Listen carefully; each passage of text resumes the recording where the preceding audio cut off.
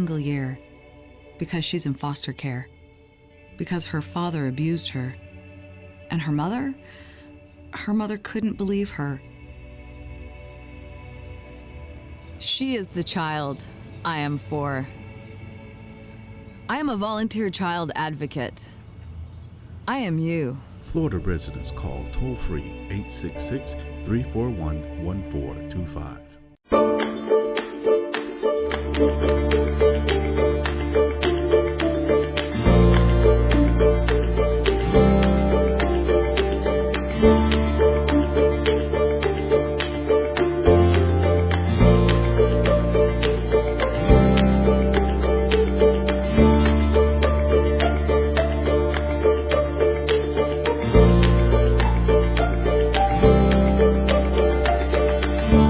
Beer Taino Light Lager has a crisp, refreshing Caribbean-style flavor. Boricua Craft Ale, full-bodied flavor for the true beer drinker. Stop drinking beer water. Taino Craft Light Lager and Boricua Strong Craft Ale. Feel the rhythm and come up to craft beer.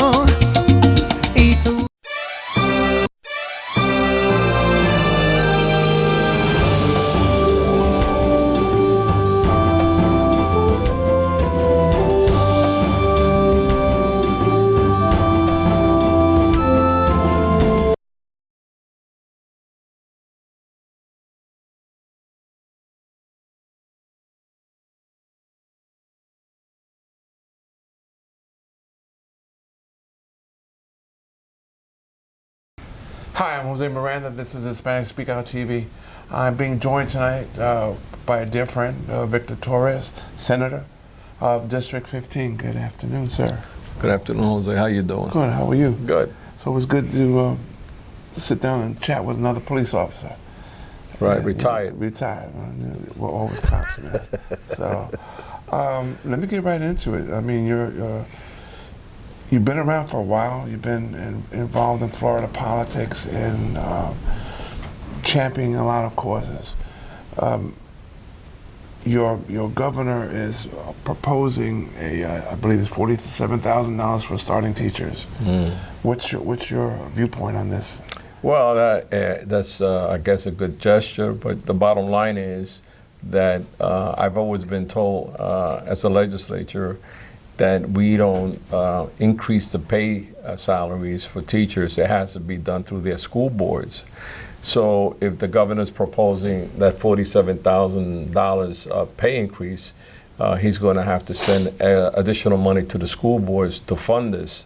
So where is he going to get the money from, and how is he going to make sure the issues of getting the school board the money? But remember, Jose, if you have tenure, 5 years, 10 years, 15 years, 20-year teaching, does that increase your base salary up to another $10,000 or whatever it is? Or does it freeze? Or does it freeze at just one at that level? So you have to look at in between the lines as to what is in the law, or what he's pertaining to do for the teachers.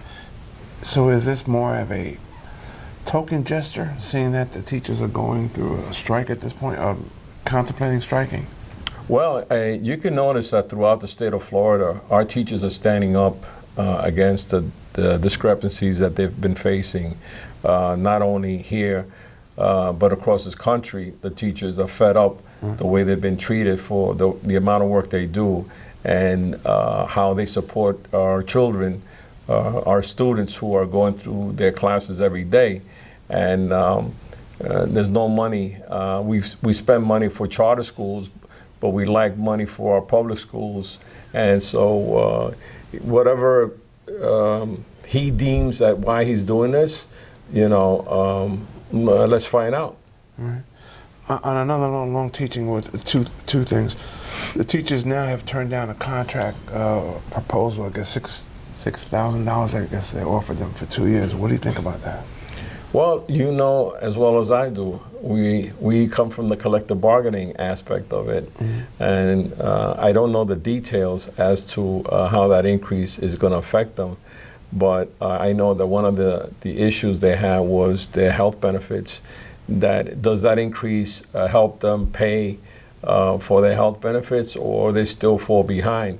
So the devil's in the details as to what they're going to give them. Because I thought somewhere I read they were going to suspend the increase of the insurance temporarily. So does that mean they're going to backlog them forward? Retroactive, right? Because you know how it works. Yeah. You've been there, and you know how it is when management decides to okay, for 6 months we'll freeze it, but then when we kick it back in, you're going to have to go back to where we froze it to pay back the difference. So like I said, the devil's in the details, and let's see where it's at. And the teachers need to stand up. You know, the bottom line, you and I know that the sign of force of unity carries a strong message. Sure. And that's the only way to deal with management or the government that we face. Again, on education, there's a bill being proposed for the charter schools, for the teachers, that they be college educated.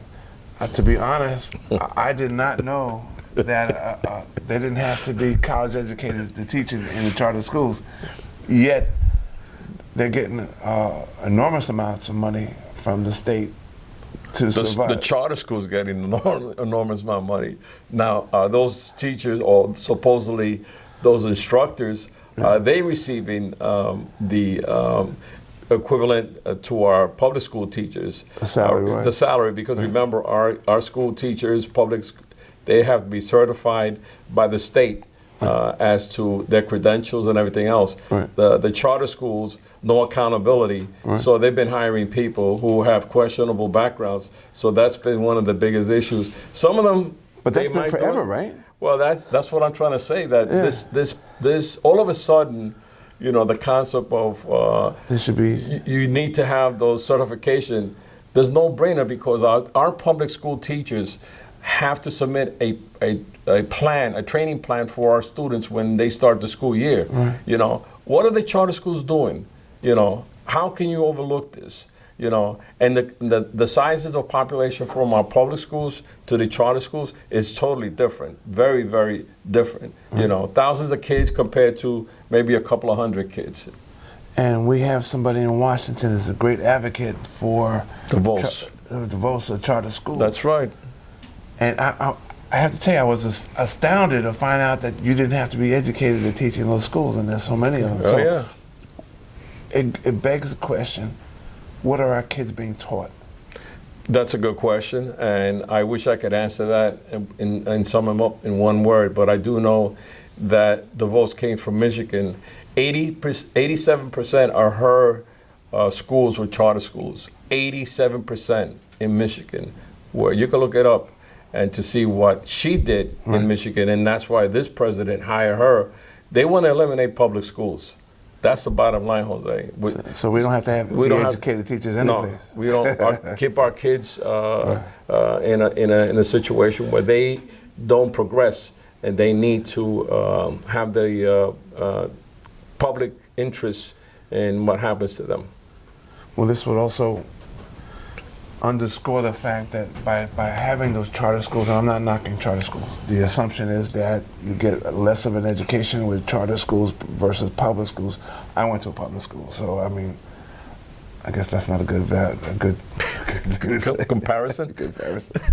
Well, I went to public schools as well. I think we both come from the same era, and honestly, our teachers have always been engaged with us through our lifetime in our schools. I saw that in New York, in elementary school and junior high school and high school, and my parents were engaged. But that's the other question you need to ask the public is, how are you engaged with your kids in your schools? Are you making when it's teachers' night, parent teachers' night, are you going to the school to attend? The parent participation in most activities are way down. I think they use schools almost like a sitting service. Keep them there for a little while. Even after school. Yeah. Keep the kids are being kept after school because the parents are working. Right. The extra hours at work, or the one parent is going to the second job and the other parent is just getting off their primary job. So that's what's happening. On that note, what about the fact that wages, even though right now there is an atmosphere where they said there's plenty of jobs, okay? While there's plenty of jobs, they're not the right jobs. They're not getting paid enough for those jobs. What's your feelings on those? Well, you know as well as I do, the state ranks like 42 or 44th in wages across the country. So we are really struggling low wages for our community, which in turn is how do we affordable housing, because they go hand in hand where our families are trying to live in a better living environment for their kids, for their families. But when they don't have the increase or the revenue to pay for these high rents that they're facing here, this is a question that we need to address. Yes, the theme parks have increased their $15 through thanks to Mayor Alvarez's support with the unions, unite here and get them to move on this. So it's a question now, how do we affect the rest of the community and raise their money? You're up for re-election again. Yes. You're going to go back into the grind again. Why? Because my job is not finished. I don't think I'll ever be finished. I've started as a public servant, serving the community, and I feel that my calling, friends of mine who know me, they said, you know, Vic, you were meant for this. You were always politically inclined and advocating, and I said, because I felt so strongly about it. I think that my background, I have a different perspective than the lawyers, than the businessmen, than the teachers, or not the teachers, but the medical profession. So when we go up there and we talk about these bills, I have it, how is it making it better for my constituents? How do Floridians look at this? Look at the Medicaid expansion, 7 years, we don't have it. The Republicans have stopped us all the way. Right. So we are looking at that this can change, and I want to be there when that change happens. Tell me a little bit about your platform. What else you want to do? Well, of housing, like I said, affordable housing, wages, medical health plans. I have a rent control bill that I'm going to push, because I feel that with New York, we had that for many years, and that helped people sustain an apartment, and they could afford it. We are looking at how transportation, we can better the quality of life of transportation here in Florida and make sure that our people get around much easier. As you know, I'm a proponent of Sunrail. Ride the train, park your car, take the train back and forth. Now, Sunrail has to increase from just not Monday and Friday, Saturday and Sunday, so we can have folks ride it who work. Acuérdate, people work. And sometimes their jobs are past the normal hours. They all don't work 9 to 5, but they need to get back home and park their cars and ride the trains. Okay. Where do you see yourself in 5 years?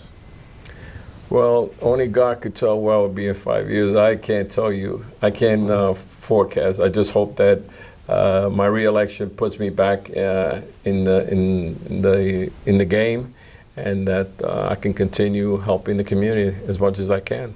Well, we've run out of time for this segment, but please come back and tell me what's going on, okay? All right. Victor Torres, ladies and gentlemen, I'm Jose Miranda. This is Hispanic SpeakoutTV. We'll be right back.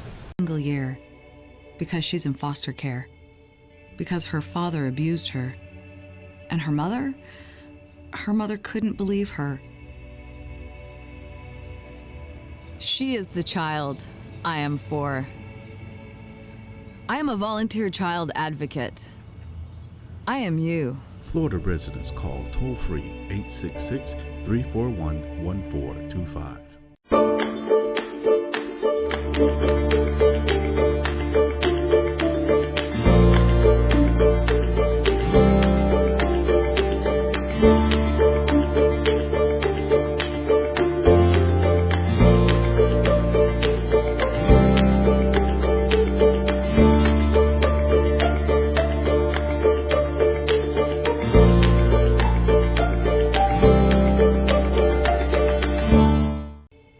because her father abused her.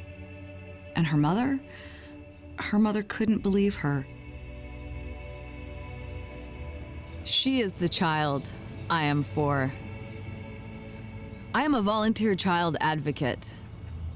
I am you. Florida residents call toll-free 866-341-1425.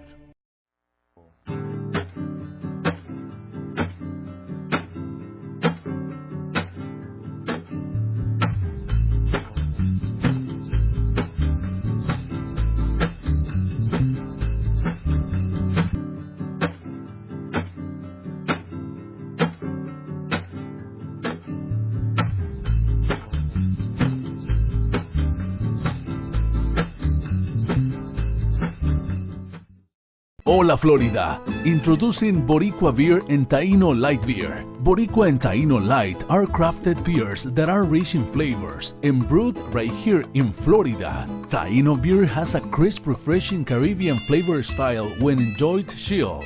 Boricua beer is a craft ale with full body flavor that is a beer drinker's beer. Boricua and Taino Light Beers. Enjoy responsibly.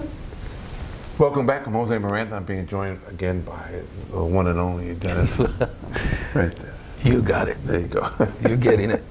Listen, we were talking about the president, and we were talking about abortion. We were talking about a possibility that this president was perhaps receiving kudos for being a life to right person. But I also told you it's like you and me agreeing on ice cream. Okay. And we were talking about when life begins and a woman's right to choose. And there is a belief out there that a woman has a right to choose. Okay. And tell me what you feel about that as well. Well, the way I feel about it is it takes two to create a newborn, a developing life, what I call it. It's developing life. It takes two. It takes the sperm of the father to fertilize the egg of the mother.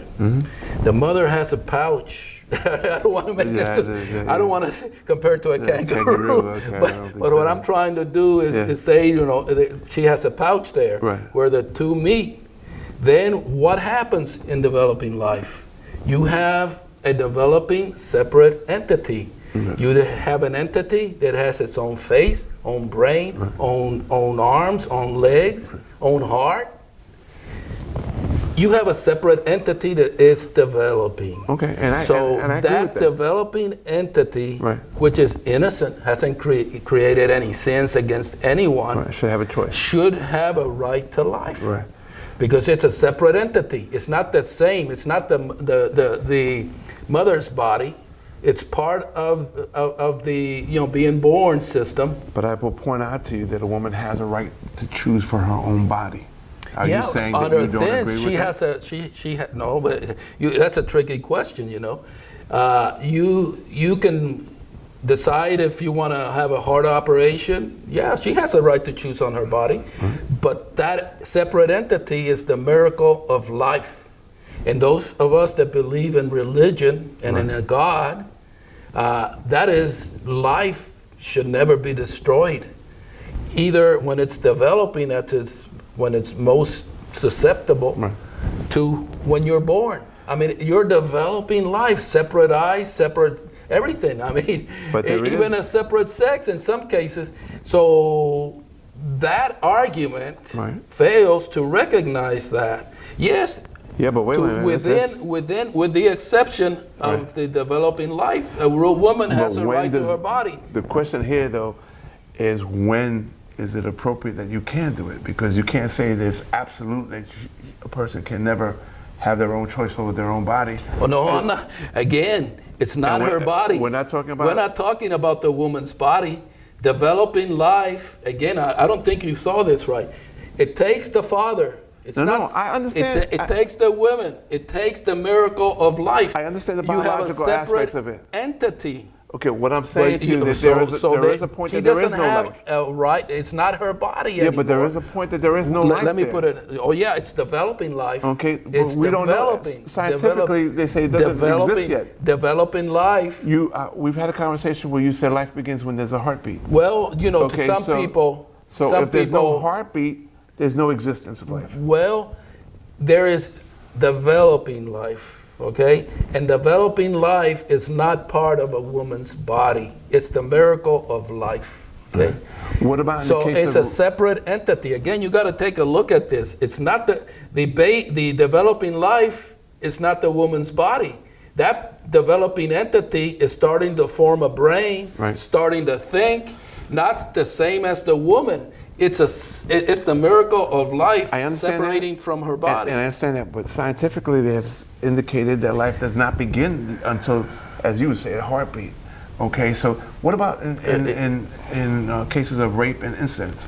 Well, What do you believe in that is a tough decision, and the woman would have to decide, and it's not her body to kill an innocent entity that she is. If you're going by religion, it's about No, love and care. let me tell- This was a forced act upon an Yeah. individual against their will.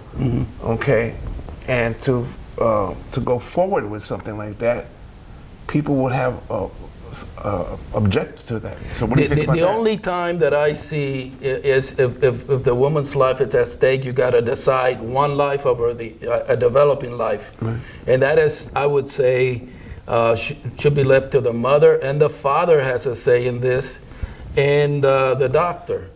Not the rapist. You think the rapist should have a say-so in this? And that would be early on, basically childbirth or something, but not later on for childbirth. By the way, there have been court cases where the rapist has had a say-so in some of this stuff. Yeah, well, I disagree with that one. Yeah. But I don't say that rapists should have, don't put words. I disagree with that. I yeah. think that rapists should be set in jail and the keys thrown out. Right. And kept there. But this whole thing is, this is a very controversial issue. I know. And But you got to look at and it. It's a separate entity. It's not the woman's body. Again, scientific. This has been said scientifically. Scientific, it's Okay, spiritual. It is not. Yeah, but we're talking about Scientifically. two different things. No. Spiritual and scientific are two different things. Scientifically. Okay. You have the father with the sperm. You have the mother with the egg. Yeah. You have the pouch where both come together. Right. Okay. We got and that. you then Yeah. have developing life that is separate from the woman's Okay. body. She is just carrying Until the point and that mothering and loving Right. her baby. But we're not talking about her life. We're not her talking about developing life. We're not talking about late-term abortion here. Developing life. Well, We're I'm talking about right it. from the get-go. She decides she doesn't want it. She might be a week or two late, or whatever the process is. It's not her right. Okay. I would say that is not her right. You would say it's not her right. It's not her right to kill a separate entity. We judge everybody. If it doesn't and exist, you're saying it exists it's right from the beginning. developing. What I'm saying, it's developing separate entity, and becomes. It's developing. It's a developing life. So we mix 3 chemicals in a bowl, okay, and we're waiting for it to gel up, and it doesn't gel, but we want to get rid of it before that. You're saying it's wrong because it's in the process? No, I'm not saying that. It's how can you compare apples and oranges? I'm saying that you have a separate entity, Right. and I don't think that's registering. And I'm saying that the father. I'm speaking about just points of view. I'm saying that the father scientifically fertilizes the egg, Right. and then the woman No, I has get the biology. an I get the enclosed biology of it. pouch, other than kangaroos. And I don't mean to belittle, but I'm trying to. You're going to make have it a lot rough. of mail on that one. Okay. But what else? How else can I say it? You have a neutral zone there, yeah, okay? I understand. You have a neutral zone where you have a developing life, a separate entity, developing separate entity. Because if it was part of her body, it would have her own brain, it would have her own eyes, Right. her own. But she shares that with the father, and the father has a say. So the problem with politicians are that they try to confuse people by using these words. I'm sorry, I'm going to have to cut you off, but we're going to agree to disagree. It's a very controversial subject. I'm Jose Miranda. The right Stay to tuned. life, separate entity. I'm Jose Miranda. This is. ¿Tú entiendes lo que yo dije? I'm Jose Miranda. This has been Hispanic Speak Out TV. We'll see you next week.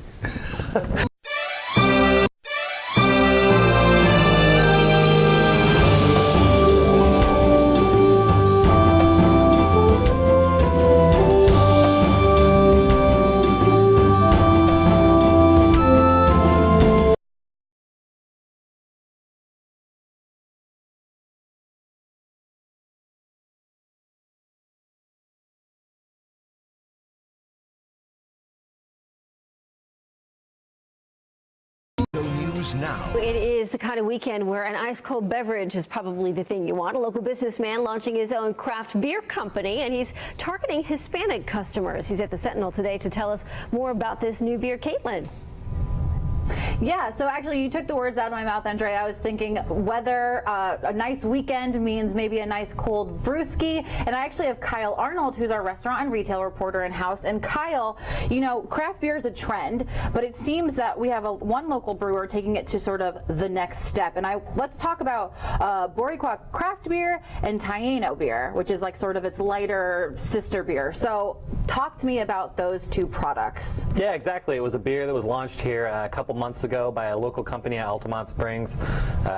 Danny Ramos is running it. It's being produced up in Cape Canaveral at Florida Beer Company. And it is a beer that is, you know, hoping the Boricua name means Puerto Rican. There's a huge population of Puerto Ricans here, hoping that he can, you know, create a connection between those people to get his name out. So when I think of craft beer, you know, I think it certainly targets a specific audience, but he's taking it a step further. Can you elaborate more on why target the Hispanic population? Yeah, there's like 500,000 Hispanics in this area. About half of those are Puerto Ricans, and a lot of Puerto Ricans and a lot of Hispanics are in that millennial age group, just like the rest of the country. And those people are kind of disregarding the beers their parents grew up with, and they want local beers. They want things that cater a little bit more to their taste, a little bit higher quality, and they're willing to pay for it. Sure. And so, where locally can we find this? There's a couple Publix around town in some of the bigger Hispanic pockets of town. Sedanos, Bravos. There's a bunch of 7-Elevens. You can find them almost at all the ABC wine and spirits. They have a pretty big craft beer selection. Excellent. And so I know this isn't the only brewery or brewer looking to target this market. Who else is popping up, nationally? Yeah, there's some companies out of like Southern California, like Ohana Brewing. There's some other ones. What's really interesting about Boricua is I really haven't found many others that target Hispanics specifically. And you already see that done in the mass beer market with Corona. Exactly. Dos Equis things. Mexico's a pretty big beer market. But in terms of Americans, they've really kept it general so far, either localities like Orlando Brewing or Fat Tire, just a generic term out of Colorado. Excellent. And I just want to know, what has the reception been? If it's only been launched for a few months, what's the kind of feedback you're getting on this? It's doing pretty well in some restaurants around town, especially some like Puerto Rican restaurants that they really only offer, some of the big international beers, Heineken and things like that. They bring in a local beer. It says craft brew.